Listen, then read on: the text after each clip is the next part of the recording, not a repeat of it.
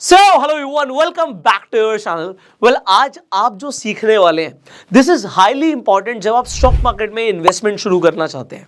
सी, आप कहीं पर भी अपना पैसा डालने वाले हैं, अपना हार्ड अर्न मनी डालने वाले हैं, तो आप क्या बिना सोचे समझे पैसा डाल दोगे? क्या देखने की जरूरत होती है, क्या एनालाइज करने की जरूरत होती है, और उसके लिए आपको आज क्या सीखने की जरूरत है? हम बेसिकली उस टॉपिक के ऊपर बात करने वाले हैं, and that is fundamental analysis.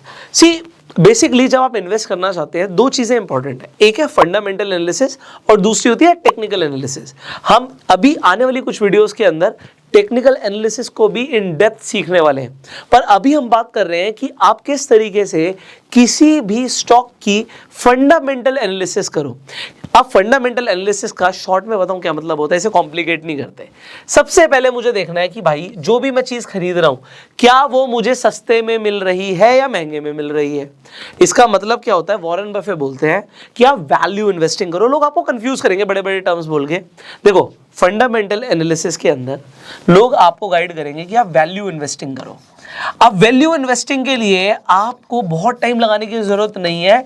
Value investing के लिए बस आपको इतना समझने की जरूरत है कि मैं जो भी बाय कर रहा हूं, मैं जो भी स्टॉक बाय कर रहा हूं, वो उस स्टॉक की इंट्रिंसिक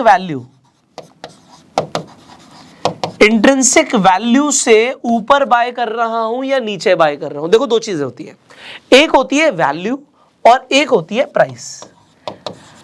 प्राइस वो है जो आप देते हो और वैल्यू वो है जो आपको मिलती है। And it is not just in stock market. See, मैं ओवरऑल बिजनेस की बात करता हूं।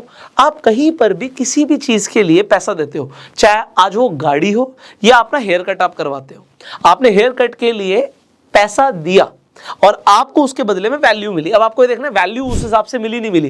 किसी ने आपसे 50 रुपए हेयर कट के चार्ज करे और उसने आपको मजा दे दिया। उसने हेयर कट के बाद आपकी फ्री में मसाज भी करी, बाल काटने से पहले शैम्पू भी किया, आपको लगा यार वैल्यू बहुत अच्छी दी है, और 50 रुपए तो कुछ भी नहीं है। और किसी ने आपसे 500 रुपए लिए हेयर कट के और उसने आपको सेटिस्फाई भी नहीं किया, आपको मजा भी नहीं आया और हेयर कट भी बेकार हुआ। अब आप बोलोगे वैल्यू नहीं मिली। तो अब ये तो हुआ एक रियल लाइफ एग्जाम्पल वैल्यू का। पर जब आप कुछ खरीदने जा रहे हैं, अभी हम स्टॉक की बात करें, एग्जांपल आप कहते हैं कि मैं गोल्ड खरीदने जा रहा हूं। अब आपको गोल्ड में क्या पता लगता है कि मैं गोल्ड खरीद रहा हूं, मेरे पास एक प्रीशियस मेटल आ रहा है, आज वो मान लीजिए 50,000 का भाव है उसका 10 ग्राम का, तो आप 50,000 रुपए देके आज गोल्ड लेकर आ रहे हो। अब आपको कैसे पता आपने खरीदा महंगा या सस्ता खरीदा है? सी, यू डू नॉट नो। आपने प्राइस दिया, आपको वैल्यू मिली, आपको गोल्ड मिल गया। एक चीज यहां पर ये है कि क्योंकि आपको ये पता है कि गोल्ड का तो यार यूनिवर्सल वैल्यू सेम है। आजकल में थोड़ा बहुत फ्लक्चुएट डेफिनेटली कर सकता है, बट अगर मैंने आज 50,000 का खरीदा है तो वो 50,000 का बिक भी सकता है। स्टॉक के केस में भी ये है। पर कभी कभी हम क्या करते हैं, अब ये गोल्ड की जगह मैं रियल एस्टेट पे आ जाता हूं। अब आपको समझ आएगा, आपने एक प्रॉपर्टी 1 करोड़ रुपए की खरीदी, अब वो 1 करोड़ की है या नहीं है ये कैसे पता लगेगा? गोल्ड तो सबके पास सेम है, किसी भी ज्वेलर के पास जाओगे एक ही रेट देगा कोई भी। बट यहां पे जैसे ही आप आ जाते हो रियल एस्टेट खरीदने, चीजें बदल कैसे जाती हैं। एक प्रॉपर्टी आप 1 करोड़ की ले रहे हो, अब आप कहेंगे यहाँ पे बहुत सारी चीजें मैटर करती हैं। आप कहोगे लोकेशन मैटर करती है, उसके बाद आप कहोगे मान लीजिए आप कोई फ्लैट ले रहे हैं तो उसके भैया कंस्ट्रक्शन किस तरीके की हुई है वो मैटर करती है, उसका एरिया मैटर करता है, बहुत सारी चीजें मैटर करती है। तो ये बहुत सारी चीजें जो मैटर करती हैं, वो बहुत सारी चीजों की एनालिसिस आप करते हो और उसके बाद आप खरीदते हो। तो आपको ये पता लगता है कि मैं 1 करोड़ रुपए दे रहा हूं तो उसके बदले में मुझे वैल्यू क्या मिल रही है। और फिर उसके बाद आप क्या करते हो, सब कुछ देखने के बाद फिर आप पीयर कंपैरिजन करते हो। पीयर कंपैरिजन क्या होता है, और ये हम स्टॉक मार्केट में भी करने वाले हैं। पीयर कंपैरिजन क्या है कि भैया 1 करोड़ का फ्लैट यहां पे मिल रहा है और 1 करोड़ का फ्लैट 1 किलोमीटर दूर मिल रहा है, बट यार ये वाला फ्लैट ज्यादा अच्छा है, इसका साइज भी बड़ा है, इसमें 1 BHK मेरे को ज्यादा भी मिल रहा है, वो 3 BHK है। मान लीजिए आपको लगता है यार 4 BHK मिल रहा है मुझे तो, और यहाँ पे यार इसकी जो फेसिंग है नॉर्थ ईस्ट फेसिंग है, इसकी लोकेशन भी बेटर है, मार्केट भी पास है, स्कूल भी पास है, आपका हॉस्पिटल भी पास है, ये थोड़ा सा दूर है, यहाँ पे मेट्रो स्टेशन भी पास है। सो अब आपने बहुत सारे फैक्टर ऐड कर दिए और उसके बाद आपको ये क्या दिखता है, मैंने एक पीयर कंपैरिजन किया कि ये बेटर है।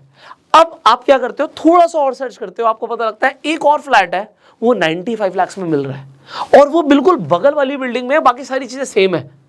अब आप क्या करोगे, अब आप कहोगे यार 95 वाला बेटर है। अब ये आप कैसे पहुंचे कंक्लूजन पे, क्योंकि आपने कोई ना कोई एनालिसिस करी है। स्टॉक मार्केट में भी एक राइट कंक्लूजन पे पहुंचना जरूरी है कि हम 1 रुपया भी दे रहे हैं ना, वो हमारा फालतू का नहीं आया हुआ, हमने मेहनत से कमाया है। तो हम राइट इन्वेस्टमेंट करें। और वैल्यू इन्वेस्टिंग का मतलब क्या होता है, मैंने आपको शॉर्ट में बता दिया, आप सब कमेंट्स में लिख के बताओगे। वैल्यू इन्वेस्टमेंट का मतलब होता है, वैल्यू इन्वेस्टिंग का मतलब होता है जब आप किसी भी स्टॉक को, किसी भी एसेट को उसकी इंट्रिंसिक वैल्यू, जो उसकी वैल्यू है, उससे कम भाव में खरीद लेते हो।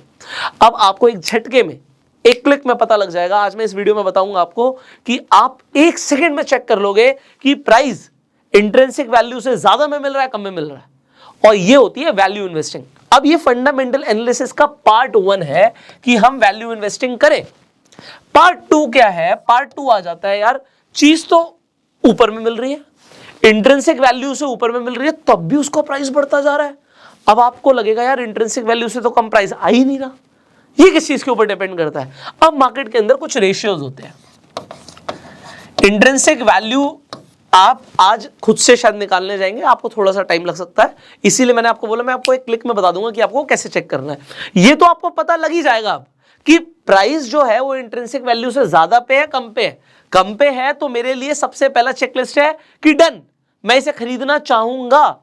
अब आ जाते हैं रेशियो एनालिसिस। अब रेशियोज कैसे बनते हैं? रेशियो देखो, मैं ना कुछ भी कॉम्प्लेक्स नहीं करूंगा। पहली बात तो मेरा कोई बैकग्राउंड है नहीं फाइनेंस से, और मैथमेटिक्स मुझे स्कूल में बहुत कम समझ आती थी, इसीलिए मैंने इंजीनियरिंग को ऑप्ट नहीं किया। ऑल्दो पढ़ाई करी, बट मुझे समझ आया यार ये नंबर्स मेरे दिमाग से ऊपर की चीज है। क्यों? क्योंकि मुझे सिंपल चीजें समझ आती हैं। सिंपल, कोई मेरे से सिंपलिसिटी से बात करेगा ना, मुझे समझ आएगा। तो यहां पे सिंपल चीजें समझनी है। रेशियोज बोल के मैं आपको कंफ्यूज नहीं करना चाहता, मैं आपको बेसिक चीजें बताऊंगा। आपको 3 रेशियोज हाईली इंपॉर्टेंट है चेक करने। अब वो 3 रेशियोज क्या हैं? सबसे पहले पीई रेशियो। आपको पीई रेशियो को समझना है। ये पीई रेशियो लोगों को बहुत कॉम्प्लेक्स लगता है, मैं आपको इतना आसान बना दूंगा, इसको अभी समझा दूंगा क्या होता है। पी रेशियो का मतलब है प्राइस टू अर्निंग रेशियो, अभी इसके ऊपर हम बात करेंगे। दूसरा रेशियो होता है PB ratio, price to book value. और एक तीसरा रेशियो आपको जो देखना है वो है डेट टू इक्विटी। ये 3 रेशियो इंपॉर्टेंट है, इसके अलावा बहुत सारे और रेशियोज हैं, बट एक बेसिक एनालिसिस के लिए ये तो मुझे चेक करना ही है। और एक रेशियो अगर मैं इसमें ऐड और कर दूं आपकी एक्यूरेसी बढ़ाने के लिए, तो वो होगा मेरे लिए करंट रेशियो। अब मैं आपको अभी समझा दूंगा, पहले आपको सिंपल लैंग्वेज में बताता हूं ये क्या होते हैं, उसके बाद मैं आपको डिटेल में भी समझा दूंगा। तो पी रेशियो का मतलब है प्राइस टू अर्निंग, मतलब जो आज मैं प्राइस दे रहा हूं उसके हिसाब से कंपनी कमा क्या रही है। हो सकता है वो प्राइस जो आज मैं पे कर रहा हूं वो इंट्रिंसिक वैल्यू से ज्यादा है, मतलब वैल्यू कम है बट प्राइस ज्यादा है, बट कंपनी कुछ ऐसा कर रही है कि उसकी अर्निंग बढ़ती जा रही है, और या फिर आने वाले टाइम में उसकी अर्निंग बढ़ने वाली है, क्योंकि share market is all about future. I am telling you, लोग कभी भी करंट मार्केट सिचुएशन को देख के इन्वेस्ट नहीं करते। फॉर एग्जांपल, आपको लगता है कि गूगल दुनिया की सबसे बड़ी कंपनी बनने वाली है।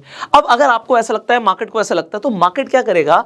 मार्केट ज्यादा पीई देगा। ज्यादा पीई क्या देगा?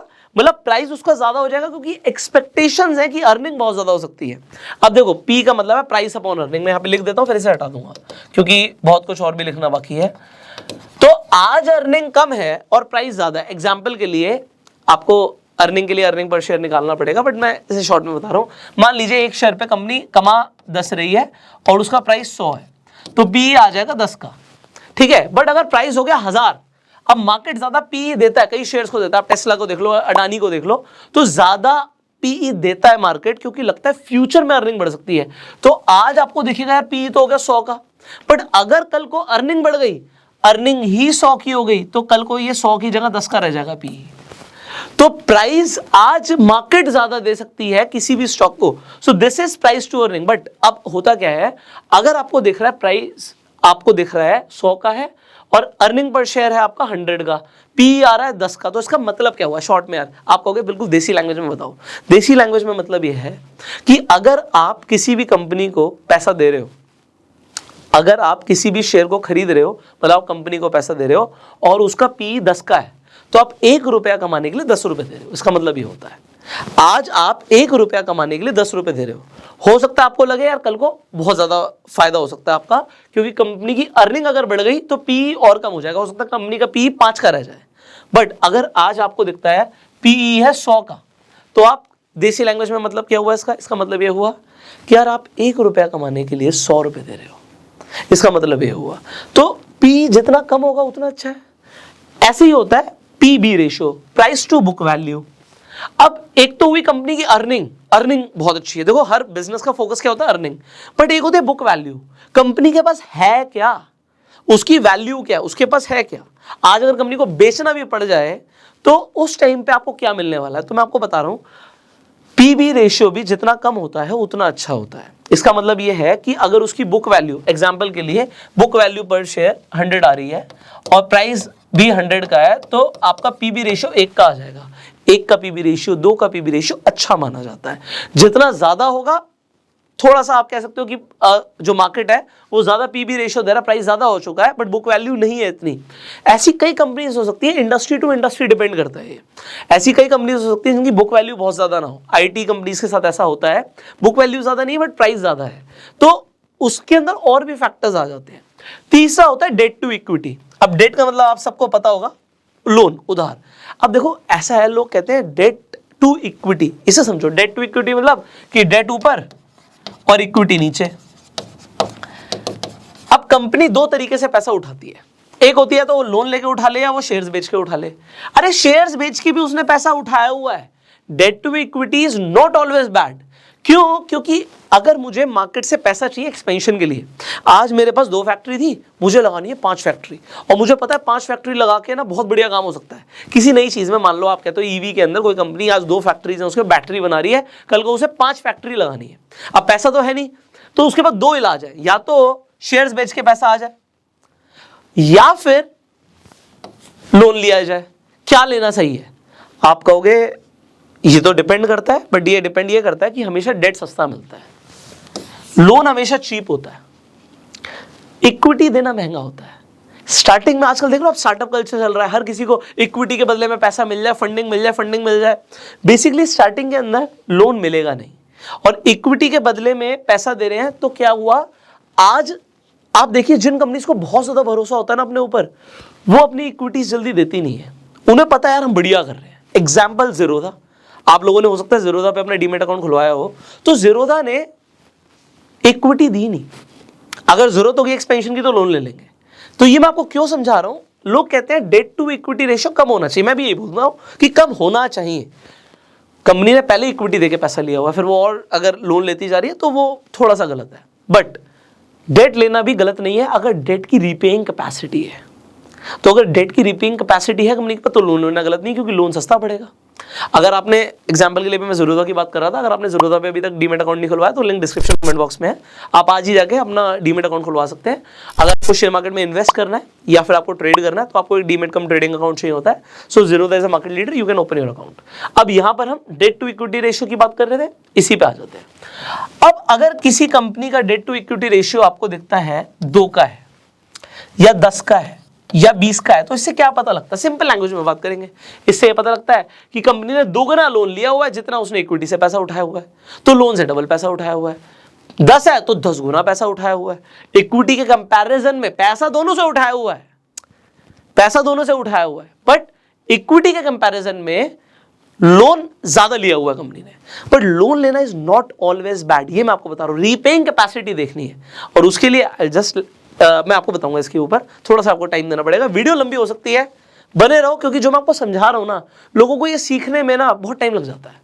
आप 50 वीडियो देखोगे ना, तब जाके आपको ये सिंपल चीजें लोगों ने कॉम्प्लेक्स बनाई हुई हैं। लोगों को लगता है शेयर मार्केट इन्वेस्टमेंट बहुत ज्यादा कॉम्प्लेक्स है यार। कोई मतलब बहुत पढ़ा लिखा इंसान होगा जिसने चार्टर्ड अकाउंटेंट किया हुआ है, MBA किया हुआ है, फाइनेंस के अंदर है, सिर्फ वही इस चीजों को समझ सकता है। यही तो मिथ तोड़ना है।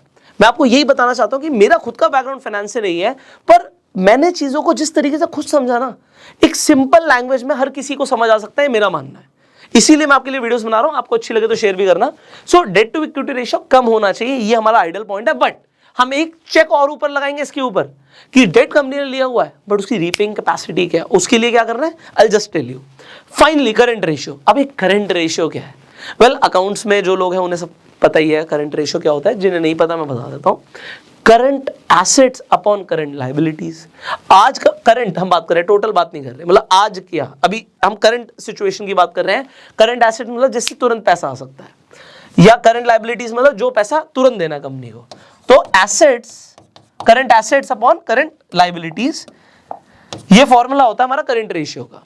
तो इसका मतलब क्या हुआ, अगर कंपनी के पास मान लो 20 करोड़ के एसेट्स हैं और कंपनी की 10 करोड़ की लायबिलिटी है, तो करंट रेशियो हमारा क्या आ जाएगा, 2 का आ जाएगा। 2 का रेशियो ठीक है, क्यों ठीक है, क्योंकि लायबिलिटी कम है, एसेट ज्यादा है। तो अब करंट रेशियो भी जितना ज्यादा उतना बढ़िया। अब यहां पे पी रेशियो जितना हमारे लिए कम उतना बढ़िया, पीवी रेशियो जितना कम उतना बढ़िया, डेट टू इक्विटी रेशियो ऐसा बोलते हैं आइडियली कि कम हो तो ज्यादा बढ़िया है, तो ये भी मैं लिख देता हूं, बट मैंने आपको बताया इसके ऊपर एक और चेक है कि रीपेइंग कैपेसिटी क्या है, और फाइनली करंट रेशियो जितना ज्यादा उतना बढ़िया। तो ये 4 रेशियोज आपको समझना जरूरी है और इससे आपकी एक बेसिक रेशियो एनालिसिस हो गई। बट अभी भी फंडामेंटल एनालिसिस कंप्लीट नहीं हुआ, क्यों, अभी हमने ये देखा हम सस्ते में खरीद रहे नहीं खरीद रहे, फिर कुछ रेशियोज देख के हमें समझ आया, अर्निंग समझ आ रही है, बुक वैल्यू समझ आ रही है, डेट समझ आ रहा है और कंपनी के एसेट्स अपॉन लायबिलिटीज समझ आ रही है। तो आपने काफी हद तक समझ लिया, बट अभी भी कुछ रहता है। अब क्या रहता है उसकी भी बात कर लेते हैं। तीसरी चीज आपको फंडामेंटल एनालिसिस में जो समझना है वो है कंपनी की बैलेंस शीट को पढ़ना। अब आप कहोगे सर ये क्या कह रहे हो, बैलेंस शीट को पढ़ना तो बहुत ही मुश्किल है, ये तो समझ ही नहीं आएगा हमें। मैं कह रहा हूं आप ही को समझ आएगा, अभी आप ही बताओगे मुझे। हमें बेसिक चीजें समझनी है। देखो हर बिजनेस का मेन फोकस क्या होता है, वो होता है प्रॉफिट जनरेट करना। तो देखो 2 चीजें होती है, लोगों ने कॉम्प्लेक्स टर्म्स लिए, टॉप लाइन बॉटम लाइन, लोगों को नहीं समझ आता क्या है। अरे 2 चीजें हैं यार, माल जो बिक रहा है उसे सेल्स कहते हैं या रेवेन्यू आना कहते हैं, ये होती है टॉप लाइन, और जो बच रहा है सब कुछ के बाद वो होता है कंपनी का प्रॉफिट, इसे बॉटम लाइन कहते हैं। हमें क्या देखना है, कंपनी की सेल ईयर ऑन ईयर लगातार बढ़ रही है नहीं बढ़ रही, हमें ये देखना है, और कंपनी का प्रॉफिट ईयर ऑन ईयर लगातार बढ़ रहा है नहीं बढ़ रहा, नंबर 1। नंबर 2 हमें देखना है, अभी हमने एसेट्स अपॉन लायबिलिटीज की बात करी थी, पहले हमने current assets upon current liabilities की बात करी थी, अब हम बात करेंगे कंपनी के टोटल एसेट्स। टोटल एसेट्स और टोटल लायबिलिटीज जो कंपनी की हैं वो ईयर ऑन ईयर उसमें क्या चेंज आ रहा है। एसेट हर साल बढ़ने चाहिए, लायबिलिटीज हर साल कम होनी चाहिए। अगर ऐसा हो रहा है तो कंपनी बढ़िया कर रही है, सिंपल। तीसरी चीज, हर कंपनी के पास कैश होना चाहिए। अगर मैं कोई बिजनेस कर रहा हूं तो मेरे पास कैश है नहीं है, तो ये इंपॉर्टेंट हो जाता है, खासकर बड़ी कंपनीज के लिए। लिस्टेड कंपनीज हैं, पैसा उठाया हुआ है गया कहां, कहीं तो होगा ना, या तो एसेट्स में होगा, कंपनी ने अपने बिजनेस में पैसा लगा रखा है तो उससे एसेट्स क्रिएट किए हुए हैं, एसेट्स में होगा पैसा, या फिर कंपनी में कैश भी तो होगा। कंपनी कितने कैश के साथ बैठी हुई है बहुत इंपॉर्टेंट होता है।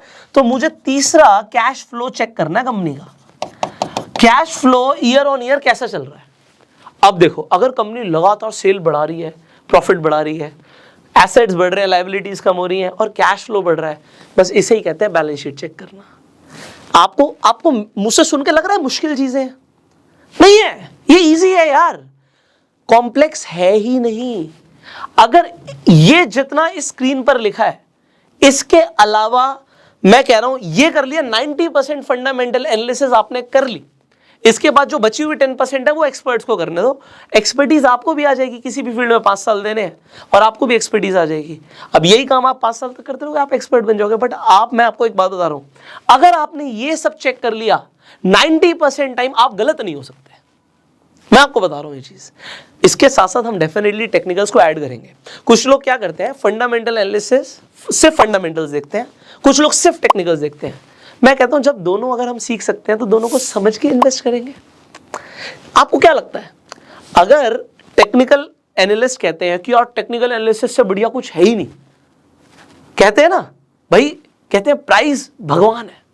जब प्राइस भगवान है वो प्राइस को देखते हैं, हम कहते हैं बिल्कुल हाथ जोड़ के जो आप कह रहे हो ठीक कह रहे हो भाई, हम सीख लेते हैं, हम समझ लेते हैं। और जो फंडामेंटल एनालिसिस कर रहे हैं वो कह रहे हैं यार फंडामेंटल्स देखो और सिर्फ इसे देख के इन्वेस्ट करो, आज क्या प्राइस पे हो रहा है फ्लक्चुएशन हमें नहीं देखना। मैं कहता हूं आप दोनों देखो, जब दोनों सीखने के लिए अवेलेबल है तो सीख लो ना भाई, और जब समझ आ जाएगी तो आप फंडामेंटल्स भी देखोगे और चार्ट भी देखोगे और राइट इन्वेस्टमेंट करोगे। Getting it? चलो अब ये हमने देखा, बट यार इसकी एनालिसिस करने के लिए क्या करें, इसके लिए आपको एक स्क्रीनर चाहिए होगा, बहुत सारे स्क्रीनर अवेलेबल हैं। सो मैं टिकरटेप यूज करता हूं, मैं अभी यहां पर खोलूंगा Tickertape and I will show you exactly, जैसे मैंने बोला था ना 1 सेकंड में आपको इंट्रिंसिक वैल्यू पता लग जाएगा, या मेरे लिए स्क्रीनर ने पहले ही काम कर दिया। सो हमारे पास स्क्रीनर आ गया, यहाँ पे मैं टिकर टेप यूज कर रहा हूँ, आप भी चाहें तो यूज कर सकते हैं, लिंक डिस्क्रिप्शन कमेंट बॉक्स में है। सो अब स्क्रीनर्स हमारी हेल्प क्या करते हैं, एग्जाम्पल के लिए आप यहाँ पे टिकर टेप पे जाएंगे, स्क्रीनर पे आपको स्टॉक स्क्रीनर दिखेगा, आपने खोला हुआ है, मैंने यहाँ पे खोला हुआ ऑलरेडी। अभी इसे कैसे यूज करना है, इसके अंदर हमने रेशियो एनालिसिस भी करनी है, फिर बैलेंस शीट भी चेक करनी है, ये सब अभी हम करने वाले हैं। सो सबसे पहले मैं यहाँ पे एग्जाम्पल रिलायंस, सब रिलायंस का नाम सुनते हैं, अंबानी साहब का सब नाम सुनते हैं, तो एक बार अंबानी साहब की कंपनी को हम देख लेते हैं भाई, है ना। तो अब यहाँ पर मैंने बोला था 1 सेकंड में पता लग जाएगा कि इंट्रिंसिक वैल्यू से ऊपर है प्राइस है नीचे है। ये देखिए रिलायंस इंडस्ट्रीज का मैंने यहाँ पे आपके लिए टिकर टेप पे स्क्रीनर पे आके मैंने यहाँ पे खोल दिया, और यहाँ पे आपको चेकलिस्ट में, इन्वेस्टमेंट चेकलिस्ट में सबसे पहले दिखता है कि जो करंट प्राइस है वो इंट्रिंसिक वैल्यू से ज्यादा है। तो मेरे लिए कॉम्प्लेक्स चीज आसान हो गई, मुझे 1 सेकंड में पता लग गया यार जो प्राइस है ना वो वैल्यू से ज्यादा है। ओके, वैल्यू से ज्यादा है। मुझे और भी सारी चीजें दिख रही हैं, बहुत सारी चीजें हैं, बट जो बेसिक चीजें हैं हम स्टेप बाय स्टेप उन्हीं पे बात करेंगे। तो जो मेरा यहां पर एक पॉइंट था जो मुझे 1 सेकंड में चेक करना था, पहला चेकलिस्ट, जिस भी शेयर में मैं इन्वेस्ट कर रहा हूं मुझे चाहिए कि मैं इंट्रिंसिक वैल्यू से कम पे खरीद रहा हूं। अब मैं ये काम एक स्क्रीनर के थ्रू बहुत आसानी से कर सकता हूं। तो अब आप किसी भी स्टॉक में इंटरेस्टेड हो, अभी मैं आगे बढ़ूंगा किसी भी स्टॉक के लिए, आप कोई भी स्टॉक का नाम सर्च कर सकते हो। यहाँ पे एग्जाम्पल के लिए आप कहते हो जी मुझे इंटरेस्ट है आईटीसी में, सो हम यहाँ पे आईटीसी खोल देंगे। आज यहाँ पे आपको आईटीसी दिख रहा है कि भैया इंट्रिंसिक वैल्यू से ज्यादा है, अभी ये 250 के नीचे जब ट्रेड कर रहा था तो यहाँ पे इंट्रिंसिक वैल्यू से कम में मिल रहा था। तो क्योंकि मैं रेगुलरली देखता रहता हूँ इसलिए आपको बता रहा हूँ। तो यहाँ पे आज आपको दिख रहा है कि इंट्रिंसिक वैल्यू से ज्यादा पे है। आप कब खरीद सकते हो इसे, यहाँ पे मेरा पहला चेकलिस्ट है प्राइस इंट्रिंसिक वैल्यू से कम पे हो। तो मैंने आईटीसी खरीदा हुआ है 200 से भी कम के भाव में, 200 से भी कम के भाव में मैंने आईटीसी खरीदा हुआ, क्योंकि मेरी पहली चेकलिस्ट पे ये सबसे पहले, अभी मैं आगे की बात नहीं कर रहा और करूंगा सारी बातें, बट पहली चेकलिस्ट पे ओके था। अब क्योंकि मैंने इंट्रिंसिक वैल्यू से कम पे खरीदा हुआ है, पिछले 1 साल में देख सकते हो आईटीसी का ग्राफ ऊपर गया है। सो आप देख सकते हैं कुछ टाइम पहले 200 के आसपास का रेट था। सो अब 200 से भी पहले अगर किसी ने खरीदा हुआ है तो उसे एक अच्छी रैली का फायदा मिला। अब ये चेक करना कि ये प्राइस, आपको कैसे पता लगेगा कि ये स्टॉक भागेगा, कैसे पता लगेगा, हम फंडामेंटल एनालिसिस करेंगे। अब फंडामेंटल एनालिसिस में नंबर 1 पॉइंट है कि प्राइस इंट्रिंसिक वैल्यू से कम हो। अगर आप कहते हो कि मुझे आज आईटीसी खरीदना है, आप खरीद सकते हो, मैं कोई रिकमेंडेशन नहीं दूंगा, बट मेरा चेकलिस्ट है, आप अपना चेकलिस्ट बना सकते हो। मेरा चेकलिस्ट है कि यार मैं उस स्टॉक को तब खरीदता हूं जब वो अपनी इंट्रिंसिक वैल्यू से कम पे हो। This is point number 1 for me, कि इंट्रिंसिक वैल्यू से कम खरीद रहा हूं तो भैया वैल्यू इन्वेस्टिंग तो मैंने कर दी है। एग्जांपल ले लेते हैं भाई, मैं कई सारी कंपनीज को सर्च करता हूं, तो मैं कोई भी स्टॉक रिकमेंडेशन नहीं देना चाहता, ना मैं देता हूं, मैं आपको बता रहा हूं। एग्जाम्पल के लिए ये कंपनी ले लेते हैं। सो इस कंपनी का प्राइस आपको दिख रहा है एसएमसी ग्लोबल का 78.5 है। अब यहां पे अगर आप इन्वेस्टमेंट चेकलिस्ट देखो मेरी, तो मैं सबसे पहले कहता हूं इंट्रिंसिक वैल्यू से कम पर हो। अगर ये है, अब मैं आगे बढ़ूंगा। सो मेरा यार आप देखो सिर्फ 3 पैरामीटर्स थे फंडामेंटल एनालिसिस में, एक हो गया, एक पे टिक लग गया। अब भाई साहब दूसरी चीज है, अब ये रेशियो एनालिसिस की बात कर रहे हैं हम। अब ये रेशियो एनालिसिस क्या होती है, मैंने बोला सिर्फ 4 रेशियो देखने हैं, एक पी रेशियो देख लो, एक पीबी देख लो, एक डेट टू इक्विटी देख लो, एक करंट देख लो। आज वो देख ही लेते हैं क्योंकि देखना बहुत जरूरी है। अब आप खुद से कर रहे हो फंडामेंटल एनालिसिस, बस मेरे साथ कर रहे हो, और किसी भी कंपनी के लिए कर सकते हो। इनफैक्ट अगर आपने किसी कंपनी में पैसा लगाया हुआ है तो जरूर करना, क्योंकि जब लगाया था तब फंडामेंटल एनालिसिस करी नहीं थी। आज नुकसान हो सकता हो रहा हो, तो और ज्यादा ना हो सकता है ठीक टाइम हो बाहर निकलने का, ये भी इंपॉर्टेंट है। अब यहां पर दूसरी चीज देखते हैं, थोड़ा सा मैं यहां पर नीचे करूंगा, स्क्रॉल डाउन करूंगा, तो यहां पे कुछ दिख रहा है मुझे पी रेशियो दिख रहा है 4.74 का। ओके, ये ज्यादा है कम है, इंडस्ट्री वाइज डिपेंड करता है। अभी मैं पीयर कंपैरिजन भी करूंगा, बट यस ज्यादातर लोग आपको ये बोलेंगे कि अगर किसी भी कंपनी का पी 20 से नीचे होता है तो जनरली अच्छा होता है। आज मैं, आप समझिए, पैसा लगा रहा हूं, तो ये जो मैं पी रेशियो देख के पैसा लगा रहा हूं, मुझे दिख रहा है 20 से कम का है, तो मेरे लिए अभी एक राइट टिक है। पीवी रेशियो मैंने आपको बताया, ये भी जितना कम हो उतना बढ़िया होता है। प्राइस टू बुक वैल्यू, तो बुक वैल्यू ज्यादा है, प्राइस कम है। अच्छा, कई लोगों का सवाल आएगा कि सर हमें किसी कंपनी का पी रेशियो नेगेटिव में दिख रहा है, एग्जांपल दिखा रहा हूं आपको, फिर हम इसी स्टॉक की दोबारा एनालिसिस कर लेंगे। एग्जांपल जोमेटो पे आ जाओ, तो मैं जोमेटो पे आ गया, ओके, पी रेशियो के लिए इनसफिशिएंट डाटा है, बट आपको दिखता है पी रेशियो -42 है। अभी माइनस का मतलब क्या है? देखो, माइनस का मतलब यह है प्राइस तो कभी भी नेगेटिव नहीं हो सकता, तो प्राइस तो मुझे दिख रहा है 62 रुपए का है, बट अर्निंग नेगेटिव में हो सकती है। तो अगर मैं यहीं पे इसकी एनालिसिस करूं, सो अगर मैं फाइनेंशियल्स में जाऊंगा, अभी हम बैलेंस शीट की बात कर रहे थे, तो अगर कंपनी प्रॉफिट नहीं बना रही, नेट इनकम देख रहे हो आप माइनस में दिख रही है, अगर नेट इनकम कंपनी की आपको दिख रहा है कि लॉस हो रहा है, तो उसका पी रेशियो नेगेटिव में आएगा। बट इंपॉर्टेंट क्या है, इंपॉर्टेंट चीजें समझानी जरूरी है। पी रेशियो नेगेटिव में हो सकता है, पी बी रेशियो नेगेटिव में नहीं हो सकता, तो बुक वैल्यू कुछ ना कुछ तो होगी। बुक वैल्यू 3 की है, अब ये ज्यादा है कम है आप बताएंगे। वैसे आपको समझ आ रहा है कि पी बी रेशियो के हिसाब से देखें तो 3 का बुक वैल्यू गलत नहीं है, ठीक है, ये गलत नहीं है। तो बुक वैल्यू है कंपनी के पास, प्राइस आज 3 गुना ज्यादा है उसकी बुक वैल्यू से, ये अलग बात है, तो वो मार्केट देता है। अब कुछ और समझ रहे हैं, यहाँ पे सेक्टर पी -165 का है, अब कोई बोले कि 42 का गलत है, सही है, सो अभी हमें काफ़ी कुछ करना है। बेसिकली यार प्रॉफिट मेकिंग कंपनीज में पैसा लगाओ तो ज़्यादा अच्छा रहता है। सो एक अभी हम एनालिसिस कर ही रहे थे आपके साथ, एक सेकेंड, कुछ और खोल लिया हमने, so just a second, okay. So मैं शेयर की बात कर रहा हूँ एग्जाम्पल के लिए। अब मुझे कैसे पता लगेगा, ये मैंने बोला 20 से कम होता है बढ़िया होता है, तो मैं यार एक पीयर पी देखना चाहता हूं, उस सेक्टर का पी क्या है। यहां पे आपको सेक्टर का पी भी दिख रहा है 20 है, सॉरी पी दिख रहा है 20 है, 20 का पी सेक्टर का है। ये कंपनी अभी क्या बिजनेस में है, ये एक एडवांस फंडामेंटल एनालिसिस की बात होगी। जो मैंने बोला 10% चीजें रह गई हैं, वो 10% में क्या आता है ये भी मैं आपको बता देता हूं। एक इंपॉर्टेंट ये आता है, मैं बता देता हूं, वो आप लिख लो, नोट्स बना लो।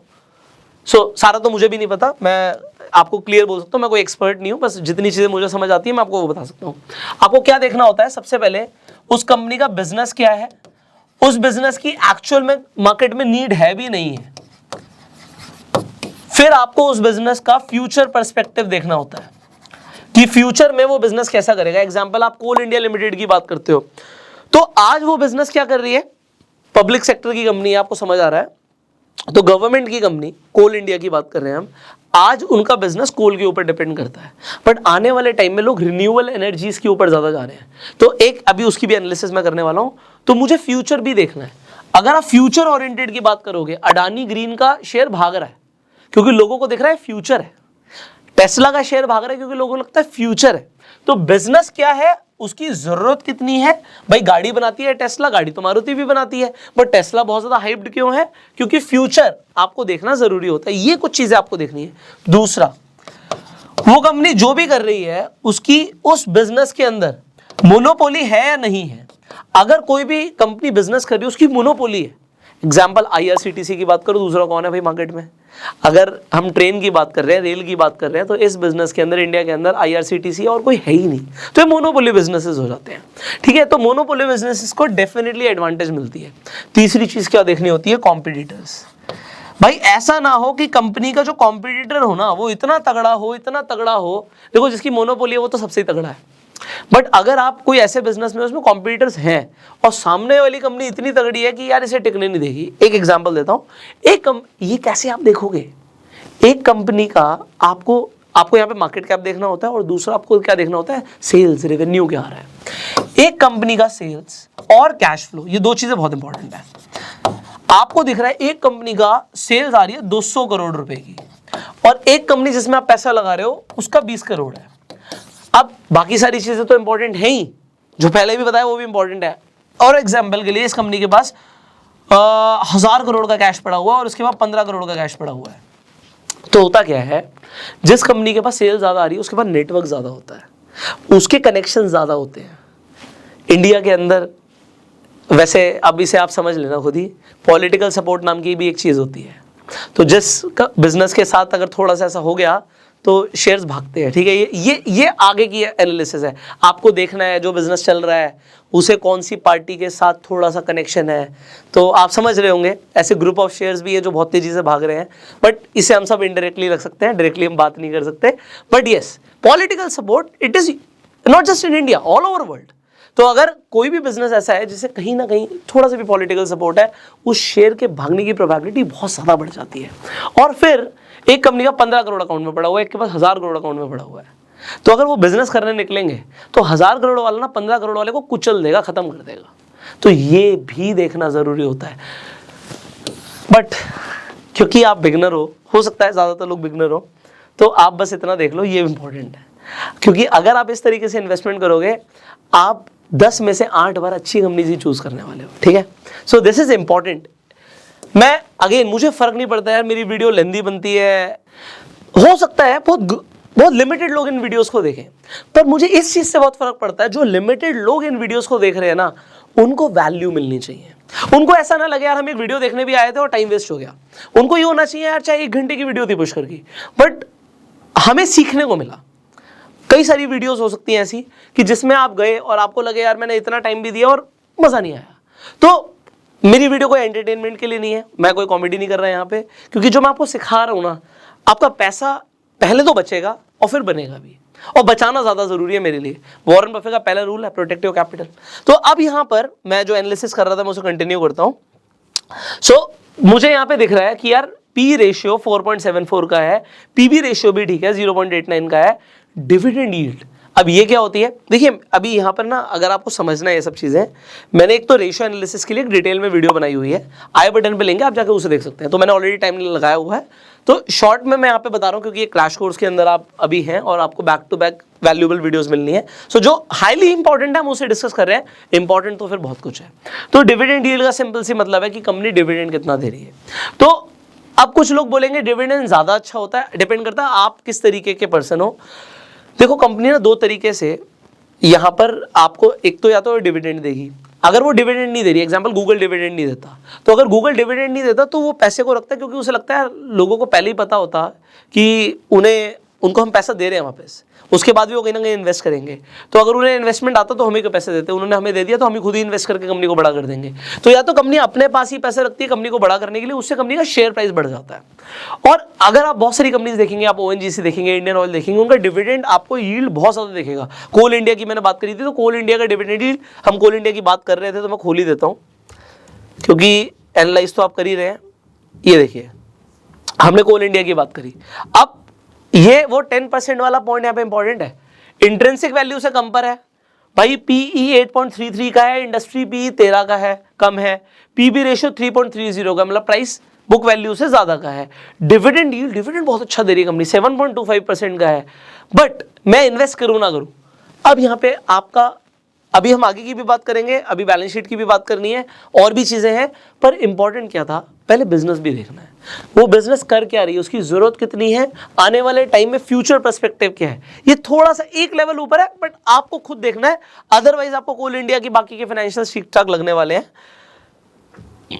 तो यहां पे मैं आपको कुछ दिखाना चाहूंगा, क्योंकि आप यहां पर समझ रहे हैं कि जो प्राइस है हो सकता है टेम्परेरी फेज में अभी ग्रो भी कर रहा हो, क्योंकि कंपनी आज के लिए, आज तो चल ही रहा ना सब कुछ, फ्यूचर में क्या होने वाला है। बट इसी तरीके से अगर मैं कोई और फ्यूचर ओरिएंटेड कंपनी की बात कर दूं तो उसका आपको शेयर प्राइस ना अलग लेवल पे भागता हुआ दिखेगा।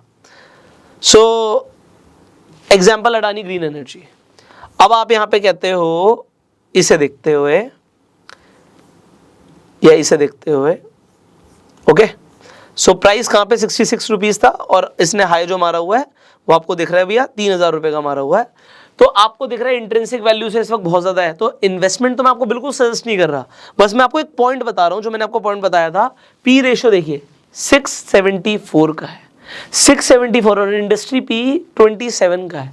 मार्केट बहुत ज्यादा पी भी दे सकता है किसी कंपनी को, जैसे कि यहां पर दिया हुआ है, पीबी रेशियो भी बहुत ज्यादा है। तो इन्वेस्टमेंट तो बिल्कुल नहीं करनी, इन्वेस्टमेंट तो बिल्कुल नहीं करनी। इन्वेस्टमेंट आप तब शायद कर सकते थे जब प्राइस बहुत कम था, बट आज की डेट में तो आपको इन्वेस्टमेंट बिल्कुल नहीं करनी। बट मैं आपको बस ये बता रहा हूं कि फ्यूचर ओरिएंटेड कंपनीज का शेयर प्राइस अलग लेवल पे भागता है। तो यहां पे आप समझ रहे हो, 27 रुपए से अगर कंपनी का प्राइस 2700 चला गया तो 100 गुना की ग्रोथ है। 1 लाख रुपए 1 करोड़ भी बनता है शेयर मार्केट में, ऐसे बनता है, बट संभल के। अगेन एक हम एनालिसिस कर रहे थे, मैं वहीं पे दोबारा आ जाता हूं क्योंकि आपको फाइनेंशियल्स भी दिखाने हैं। सो अब ratio analysis you understood, alright. So आपको रेशियो एनालिसिस समझ आ रही है यहाँ पे। अब रेशियो एनालिसिस के बाद हमें क्या देखना होता है, अच्छा, यहाँ पे आपको टिकर टेप में स्पेशल फीचर्स मिलते हैं, कंपनी वाइज आपको फॉरकास्ट भी मिलती है, ठीक है। हमें बेसिकली अब यहाँ पे कुछ और चीज़ें देखनी है। अब वो क्या देखनी है, देखो यहाँ पे अब आ गई हमारी, जो हमें समझना था, हमें कंपनी के फाइनेंशियल समझने थे। तो मैंने आपको बात करी थी, एक होती है टॉप लाइन, एक होती है बॉटम लाइन। टॉप लाइन का मतलब होता है सेल्स, रेवेन्यू क्या आ रहा है, कंपनी के पास आ क्या रहा है और बच क्या आ रहा है, ये इंपॉर्टेंट है और हाईली इंपॉर्टेंट है। अब कंपनी के पास ईयर ऑन ईयर हम देख रहे हैं 2019, 20, 21, 22 हमारे पास यहाँ पे डेटा है। तो जब मैं 2019, 20, 21, 22 की बात कर रहा हूँ, तो उससे 59 दिख रहा था, इसलिए मैंने थोड़ा सा साइड किया आपके लिए, ओके। अब आप यहाँ पर देखिए, इंपॉर्टेंट चीजें समझाने की कोशिश करूंगा। यहाँ पे टोटल रेवेन्यू हमें ये देखना होता है, नंबर 1 कि ईयर ऑन ईयर बढ़ रहा है नहीं बढ़ रहा।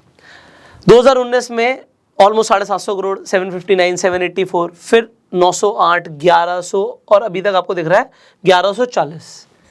ईयर ऑन ईयर रेवेन्यू बढ़ रहा है, good, thumbs up. Net income, net income important है, पॉजिटिव में होना इंपॉर्टेंट है, फ्लक्चुएट कर सकती है, उसके बहुत सारे और रीजंस हो सकते हैं, बट अभी कंपनी की इनकम ओवरऑल बढ़नी चाहिए, कम से कम 3 साल में तो मुझे ग्रोथ दिखनी चाहिए। तो अब 2019 में 74 करोड़, 23 करोड़, 104 करोड़, 174 करोड़, 152 करोड़। तो ये समझ आ रहा है कि कंपनी लगातार प्रॉफिट कमा रही है, ओके। कोई भी हल्की कंपनी, बेकार कंपनी, पेनी स्टॉक आपको 1 साल 2 साल में हो सकता है आपको दिखे कुछ है, उसके बाद वो एकदम से डूबता हुआ दिख रहा है। मुझे चाहिए कंसिस्टेंसी भाई, आप लगातार क्या कर रहे हो, ये इंपॉर्टेंट है। सो ये एक एग्जांपल है, अगेन कोई भी स्टॉक रिकमेंडेशन नहीं है, आपको खुद से एनालाइज करके ही इन्वेस्ट करना है। सो एक चीज जो मैंने आपको सबसे पहले बताई थी यहां पर, जो मुझे बैलेंस शीट को स्टडी करना है, सेल्स और प्रॉफिट कंपनी का सही है या नहीं है। ओके भाई, ओके रिपोर्ट है, P ratio okay, PB ratio okay. अभी डेट टू इक्विटी और करंट रेशियो भी चेक कर लेते हैं 1 मिनट। इनफैक्ट एक कंपनी की बात नहीं है, आपको लगता है निफ्टी 500 की मैं बात करता हूं, आप किसी भी कंपनी का सबसे पहले ये बेसिक जो रेशियोज है ना, ये आप स्टॉक स्क्रीनर पर जाकर देख सकते हो। यहाँ पे जब आप स्टॉक्स यूनिवर्स में जाओगे, आपको निफ्टी 50 दिख रहा है, निफ्टी मिड कैप 100 दिख रहा है, निफ्टी 100 दिखता है।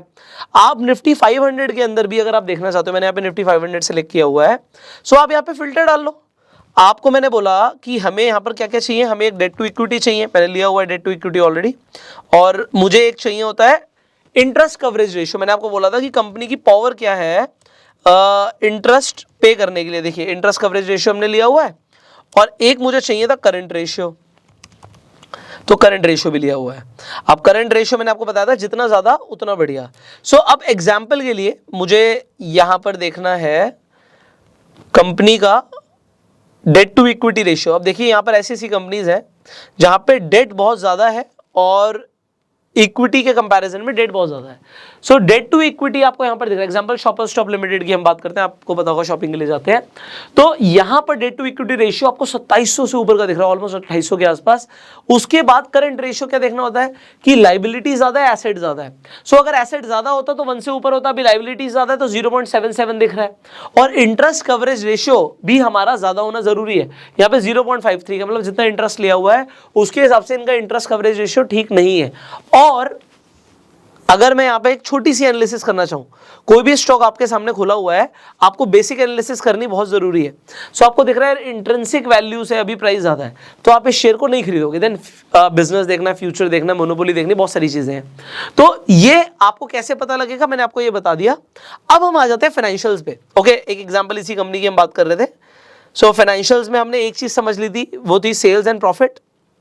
उसके बाद इनकम में आ गई सेल्स एंड प्रॉफिट। अब बैलेंस शीट का जो दूसरा पार्ट था हमारा, वो था हमारा कि कंपनी के पास टोटल एसेट्स और टोटल लायबिलिटीज कितनी है और उनका ईयर ऑन ईयर क्या चल रहा है। सो अगर मैं एसेट्स की बात करूं तो यहां पे हम टोटल एसेट्स देख रहे हैं, हम ये एसएमसी के एग्जांपल के लिए बात कर रहे हैं। सो टोटल एसेट्स आपको दिख रहा है 2350 करोड़, 1800 करोड़, 2300 करोड़ और almost 2900 crore. So year on year ठीक है, मुझे ग्रोथ दिख रही है, कुछ ड्रास्टिकली कम नहीं है, बट लायबिलिटीज बढ़ रही है, कम हो रही है। सो लायबिलिटीज यहां पर 1600 करोड़, फिर कम हुई 1900 करोड़, 1600 करोड़, 2000 करोड़। सो अब अगर आपको एक बेसिक चीज देखनी हो कि एसेट ज्यादा है, लायबिलिटी ज्यादा है, सो आप एसेट्स कहेंगे 3000 करोड़ के हैं और 2000 करोड़ की लायबिलिटी है। लायबिलिटी अगर और कम हो जाती है कंपनी के लिए और अच्छा है।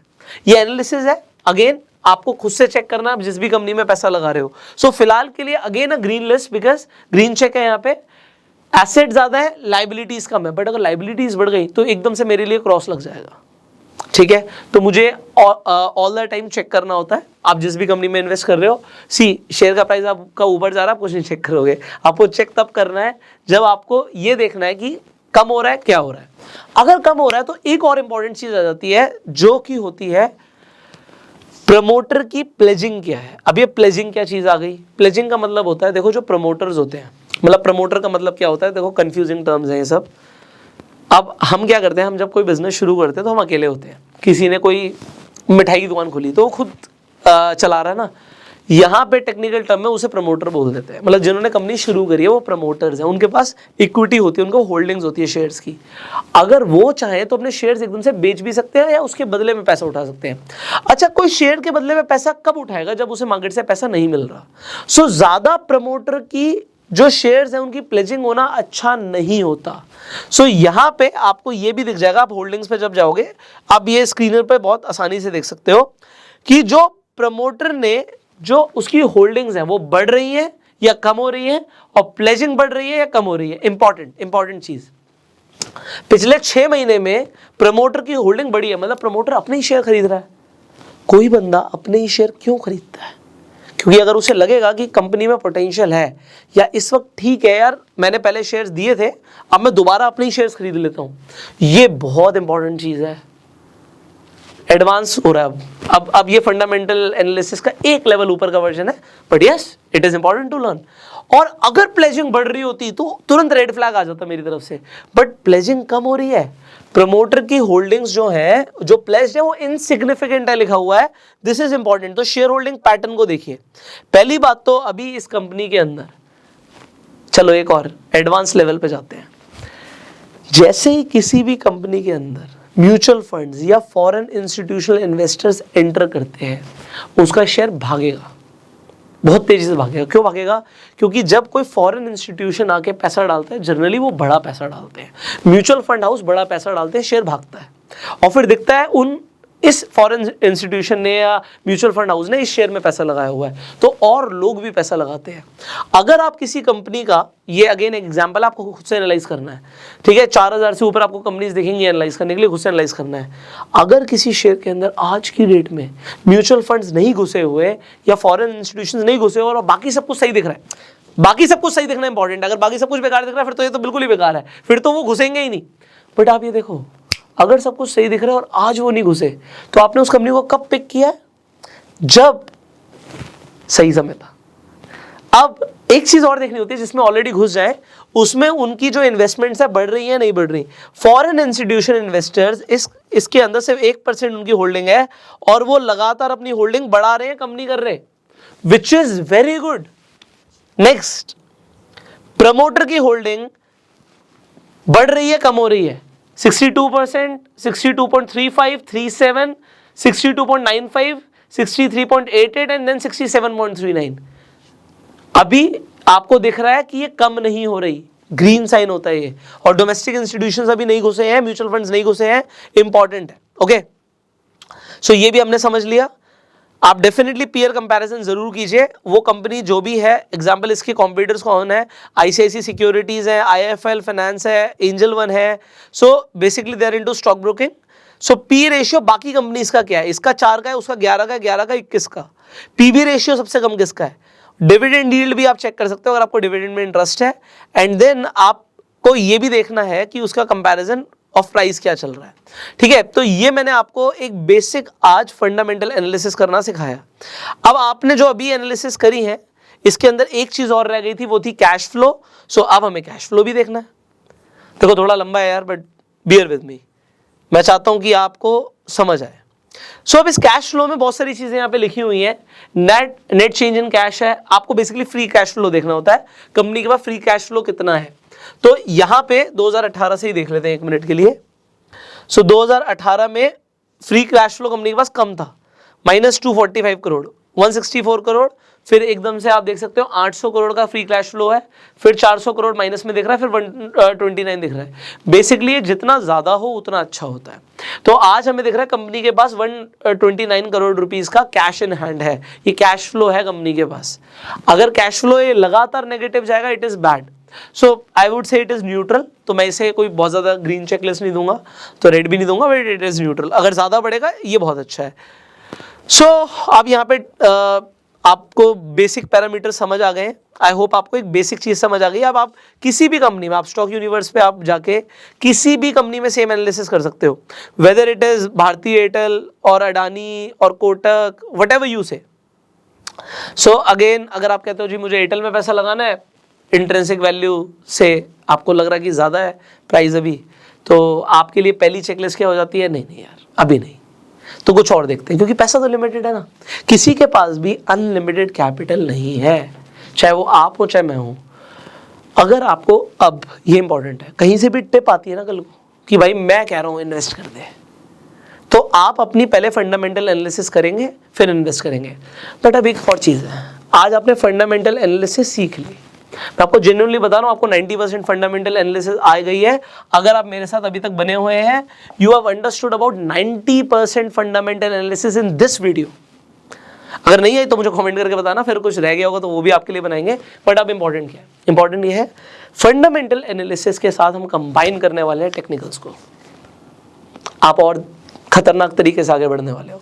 ये मैं क्यों बोल रहा हूँ, क्योंकि अगर आपने टेक्निकल्स को ऐड किया, आपकी एक्यूरेसी और बढ़ जाएगी और आपके प्रॉफिट्स और बढ़ेंगे, आपको रिटर्न्स और बेहतर आएंगे। अगर आपको सीखना है तो आप कमेंट करके ज़रूर बताइएगा। देखिए हम तो अपना टाइम दे रहे हैं, हमें आपसे सिर्फ एक ही चीज़ चाहिए कि अगर आपको इस वीडियो से वैल्यू मिल रही है, इसे शेयर ज़रूर करना। अगर आप शेयर करेंगे, मेरा पर्पस सॉल्व हो जाएगा इस वीडियो को बनाने का।